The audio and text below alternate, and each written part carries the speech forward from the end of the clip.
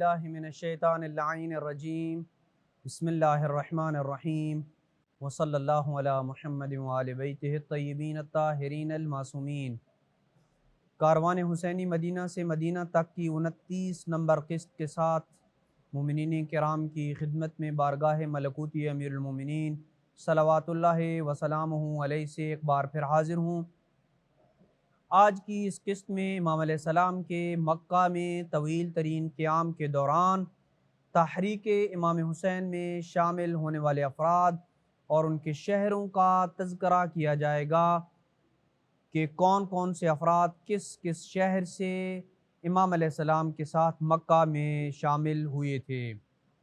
آغاز میں سب سے پہلے ہم مدینہ منورہ سے اپنی گفتگو کا آغاز کرتے ہیں کہ مدینہ منورہ سے کون کون سے افراد اور کتنے افراد مکہ میں امام علیہ السلام کے ساتھ ملے تھے۔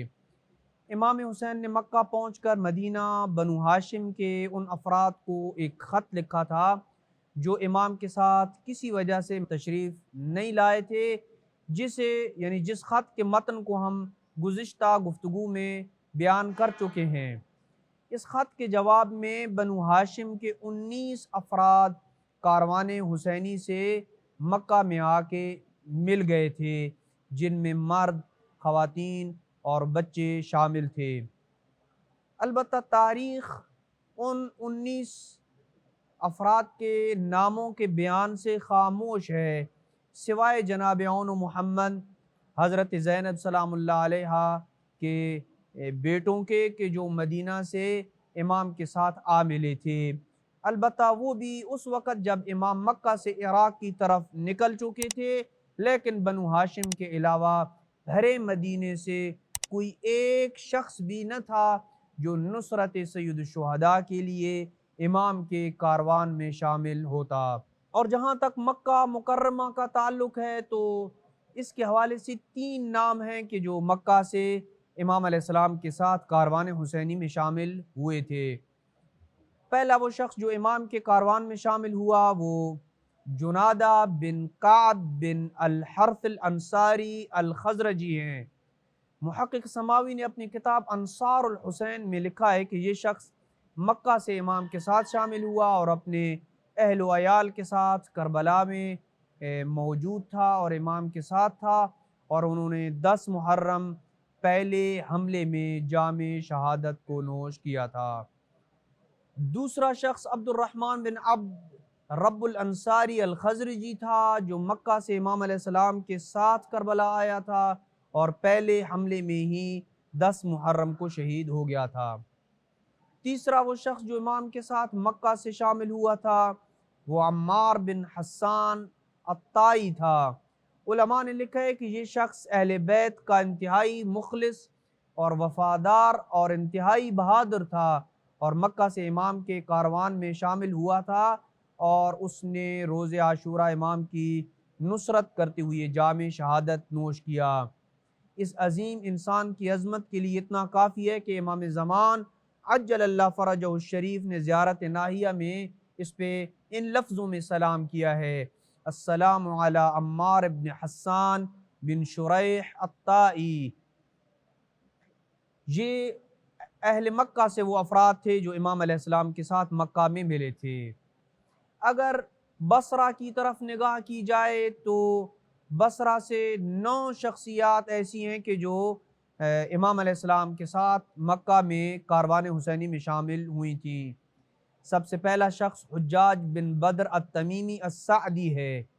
امام نے اہل بصرہ کی طرف جب خط لکھا تھا اس کا جواب یزید بن مسعود النہشلی نے لکھا تھا، اور یہ خط حجاج بن بدر لے کر مکہ آیا تھا اور پھر کربلا امام کے ساتھ رہا اور امام علیہ السلام کے قدموں میں جام شہادت نوش کیا۔ دوسرا وہ شخص جو بصرہ سے امام علیہ السلام کے ساتھ ملا وہ کعنب بن عمر النمری ہے۔ یہ شخص بھی حجاج السعدی کے ساتھ بصرہ سے مکہ امام کے خط کا جواب لے کے آیا تھا اور پھر امام کے ساتھ شامل ہوا تھا، اور زیارت ناہیہ میں اس پہ امام علیہ السلام نے، امام زمان عجل اللہ فرجہ الشریف نے ان الفاظ میں سلام کیا ہے: السلام علی कअनब बिन उमर अन-नमरी। तीसरा वो शख्स कि जो बसरा से इमाम अलैहिस्सलाम के साथ शामिल हुआ था वो यजीद बिन खुबैद अल-अब्दी और उसके दो फर्जंद अब्दुल्ला और उबैदुल्लाह हैं। ये वो शख्स था कि जो अब्दुल अस्वद दुअली का साथी था, अब्दुल अस्वद दुअली के जिसको इमाम अमीरुल मोमिनीन ने इल्म नहव तालीम दिया था। जब यजीद बिन खुबैत ने मक्का की तरफ रखते सफ़र बांधा तो उसके 10 बेटे थे। उसने अपने सब बेटों को जमा किया और कहा कि मैं नुसरत फर्जंद रसूल खुदा के लिए मक्का जा रहा हूँ, तुम में से कौन है कि जो मेरे साथ इस सफ़र में मेरा साथी होगा। तो उन 10 में से फ़कत 2 बेटों अब्दुल्ला और उबैदुल्ला ने यजीद बिन खुबैत की आवाज़ पे लब्बैक कही और साथ आए। फिर ये अपने दोनों बेटों को लेके मारिया के घर आए, जो घर उस वक़्त बसरा में तमाम शिया सरगर्मियों का एक मरकज़ था। और मारिया बिन्त मुनक़िद अल-अब्दिया के घर आकर इसने कहा था कि फ़र्ज़ंद रसूल खुदा की नुसरत का मैंने कसद किया है, कौन मेरे साथ मक्का चलेगा। तो वहाँ बैठे लोगों ने कहा कि हम इब्न ज़ियाद के साथियों से खौफज़दा हैं, इस वजह से हम आपके साथ नहीं चल सकते। अलबत्ता इसने उन लोगों को इन लफ्ज़ों में जवाब दिया था कि मुझे किसी किस्म का कोई खौफ नहीं है, इसलिए कि जब मैं रकाब में पाँव रख लूँगा तो फिर किसी ताक़ुब करने वाले से खौफ नहीं खाऊँगा। और फिर अपने दोनों बेटों, अपने ग़ुलाम सैफ बिन मालिक, अदहम बिन उमैया के हमरा मक्का की तरफ निकले और मक्का पहुँच के इमाम के कारवान में शामिल हो गए।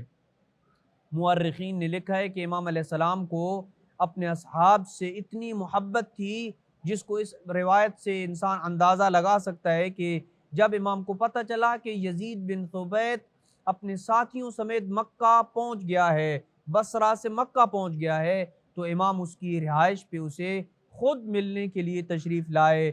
लेकिन इमाम को पता चला कि वो इमाम के घर की तरफ इमाम को मिलने निकल चुका है।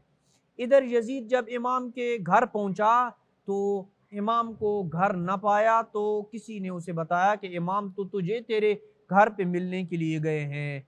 तो ये शख्स वापस घर पहुंचा और सैयद शुहदा को अपने घर देखा तो फरमाया, कुरान मजीद की इस आयत की तिलावत की, कुल बिफद्लिल्लाहि व बिरहमतिही फबिज़ालिका फलयफ़रहू।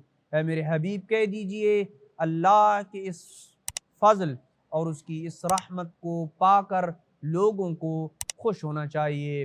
अस्सलामु अलैका या इब्न रसूलिल्लाह, ए फ़र्ज़ंद रसूल खुदा आप पे मेरा सलाम हो।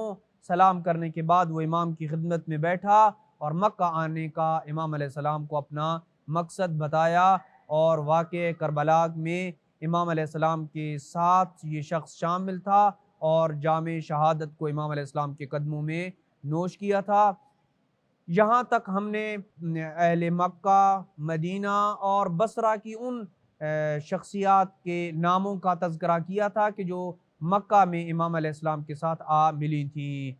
खुदावंद आलम से दुआ है कि खुदा हमें इमाम अलैहिस्सलाम की सीरत तय्यबा के ऊपर अमल करने की तौफ़ीक नसीब फ़रमाए।